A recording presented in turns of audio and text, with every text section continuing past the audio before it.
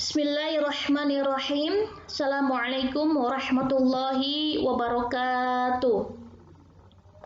Bagaimana ini kabar teman-teman mahasiswa tasawuf psikoterapi?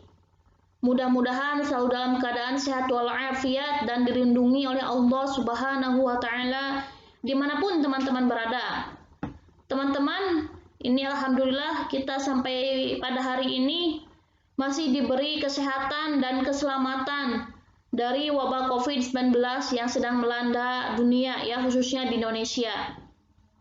Mudah-mudahan kita selalu dijaga terus ya teman-teman, amin ya rabbal alamin. Baik teman-teman, ini kita bertemu lagi ya setelah teman-teman kuliah kemarin dengan saya, bahkan ini mungkin sering sekali ya teman-teman ya, karena memang dosennya ya saya, Bu Atika, dan yang lainnya ya, ini ya tapi dinikmati aja ya teman-teman ya, mudah-mudahan tidak bosan. Saya juga tidak bosan soalnya ya ngajar dengan ini ya, belajar bersama dengan mahasiswa tasawuf dan psikoterapi IAIN Kudus. Baik teman-teman, ini sekarang teman-teman kuliah lagi dengan saya di mata kuliah yang berbeda. Ini sudah mata kuliah yang memang menjurus ke prodian ya teman-teman ya. Ini sebagai mahasiswa TP, apa sih yang teman-teman harus bisa ya? Ya nanti kita belajar bersama-sama. Karena saya juga sadar bahwa saya tidak terlalu expert juga di bidang ini, tapi saya juga mau belajar gitu ya. Jadi belajar bersama-sama di sini ya teman-teman. Baik, untuk mengawali perkuliahan hari ini, mari kita membaca suratul Fatihah bersama-sama. Ala hadhihi niyya bisirril Fatihah. A'udzu billahi minasyaitonir rajim. Bismillahirrahmanirrahim. Alhamdulillahirabbil alamin arrahmanir rahim maliki yaumiddin. Iyyaka na'budu wa iyyaka nasta'in ihdinas siratal mustaqim. Siratal ladzina an'amta 'alaihim ghairil maghdubi 'alaihim waladdallin. Amin ya rabbal alamin. Baik teman-teman, langsung saja. Bu, apa sih ruqyah healing teknologi itu maksudnya apa? Ini sebenarnya kita akan fokus itu mengkaji di ruqyahnya ya. Healing teknologi itu maksudnya healing itu kan pengobatan ya, penyembuhan. Teknologi itu SOP-nya. Jadi bagaimana sih pengobatan atau penyembuhan ruqyah itu ya secara ya bagaimana nanti prosedurnya. Teknologi itu lebih kepada situ, SOP-nya, standar operasional pelaksanaannya ya. Itu ya teman-teman. Jadi bagaimana prosedur pelaksanaan pengobatan ruqyah di sini judulnya ya. Tapi kan sebelum bagaimana prosedur pengobatan ruqyah ini ya kita harus tahu dulu apa itu ruqyah ya. Oke teman-teman, ini pertemuan pertama saya langsung antarkan untuk teman-teman supaya memahami apa itu ruqyah. Setelah itu nanti saya lanjutkan dengan RPS dan kontrak kuliahnya ya teman-teman. Baik teman-teman, apa sih ruqyah itu? Ruqyah itu adalah doa. Nah, kata kuncinya atau keywordnya itu adalah doa. Doa atau sekumpulan ayat-ayat Al-Quran dan hadis dari Rasulullah yang dijadikan doa oleh seseorang ya, oleh seorang muslim, baik untuk dirinya sendiri, anaknya nanti yang punya anak, atau keluarganya. Sebagai perlindungan diri atau pengobatan ya terhadap penyakit kejiwaan ya. Sebenarnya ini nanti ada beberapa referensi buku yang bilang ya bahwa ruqyah itu sebenarnya itu gangguan psikologis aja ya karena dia lagi tertekan apa gitu. Tapi yang bilang juga karena ada pengaruh atau gangguan dari setan, sihir ya yang menimpa sehingga dia memiliki ya penyakit lainnya ya sehingga dia harus diobati dengan ruqyah. Nah, kenapa sih harus ruqyah? Ya, ruqyah itu untuk apa?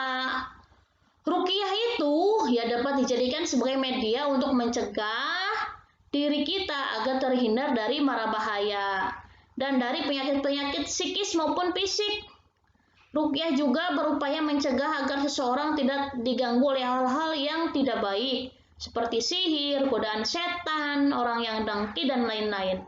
Jadi sifatnya preventif, ya, teman-teman. Yang kedua, sifatnya itu developmental.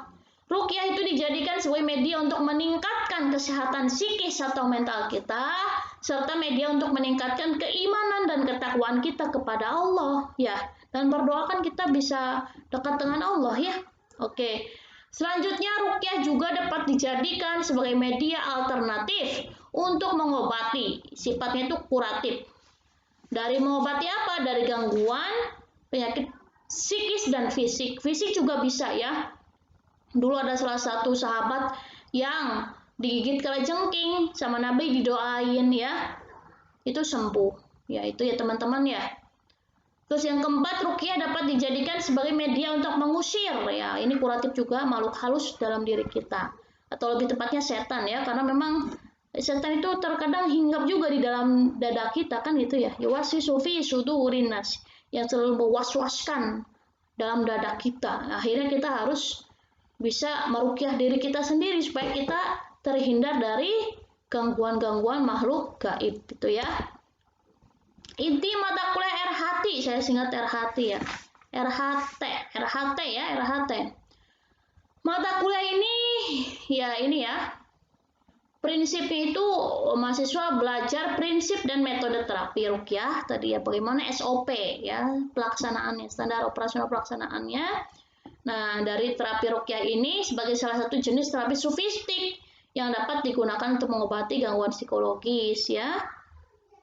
Yang disebabkan oleh malfungsi pada aspek biopsikososial dan spiritual, dan juga dari gangguan makhluk halus ya seperti jin, dan juga supaya sembuh dari sihir itu ya. Mata kuliah ini membahas apa sih Bu? Membahas pengertian, objek, ruang lingkup, sejarah ruqyah healing teknologi, nanti minggu depan mungkin sejarahnya ya.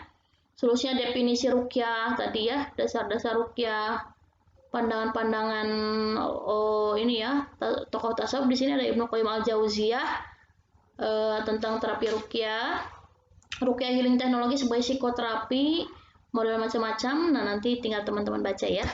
Oke, referensi yang dianjurkan, ini saya lagi baca buku ini, Bapak Mustamir Pedak, metode penyembuhan ruqyah yang berbasis tauhid menuju kedamaian hati. Ini yang punya Griasat Syafaat Semarang itu ya teman-teman ya. Terus saya juga membaca buku Ahmad Satori, beliau profesor atau guru besar dari UIN Jakarta. Hidup sehat melalui doa dan zikir ya. Ini penerbitnya kemudian kebetulan diterbitkan oleh penerbit suami ya. Oke, media pembelajaran dan tugas perkuliahan, PowerPoint. Nanti saya buatkan PowerPoint-nya ya. Terus ada video yang diunggah ke YouTube. Nah itu. Selanjutnya media WhatsApp seperti kemarin ya, interaksi dan komunikasi. Yang keempat, tugas perkuliahan mahasiswa praktik meruqyah diri sendiri. Bagaimana kita membacakan doa-doa pada diri kita ya. Jadi nanti harus hafal doa-doa apa saja yang harus dibacakan itu ya teman-teman ya. Tapi yang ringan-ringan. Nanti saya berikan yang ringan-ringan. Kontrak kuliahnya ya sama seperti dulu. Saya menilai mahasiswa itu dari sikap, tugas, UTS, dan UAS. Untuk saat kuliah nanti ya, proses perkuliahannya ya, perencanaan kuliah ya mahasiswa harus memahami RPS.